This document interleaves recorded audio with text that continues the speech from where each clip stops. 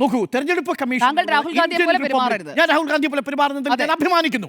I am proud of being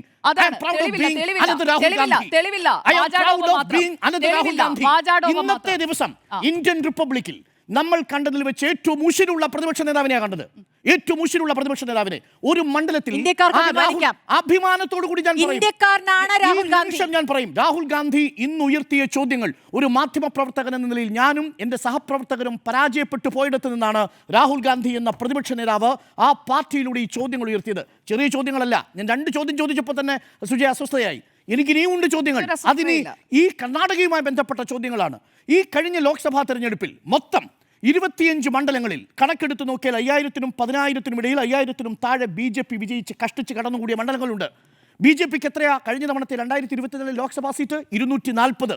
India മുന്നണിക്കോ 234. India മുന്നണിയെ സഖ്യമായും BJPയെ കക്ഷിയായും എടുത്താൽ 6 സീറ്റിന്റെ വ്യത്യാസമേ ഉള്ളൂ. ഇന്ത്യ മുന്നണിയും BJP എന്ന് പറയുന്ന ഗ്രാൻഡ് പാർട്ടി ഇന്നത് ഭരിക്കുന്നത് തെലുങ്കുദേശം പാർട്ടിയുടെയും JD-യുടെയും തോളത്ത് കൈയിട്ടുകൊണ്ടാണ് എന്ന് പറഞ്ഞാൽ അതാണ്. നോക്കൂ, അപ്പോൾ സ്വാഭാവികമായും 2024 തിരഞ്ഞെടുപ്പിന്റെ തെരഞ്ഞെടുപ്പിന്റെ സ്പിരിറ്റ് കിടക്കുന്നത് എവിടെയാണെന്ന് പ്രേക്ഷകർക്ക് എല്ലാം അറിയാം. കേവലം 6 സീറ്റിന്റെ വ്യത്യാസമേ ഉള്ളൂ.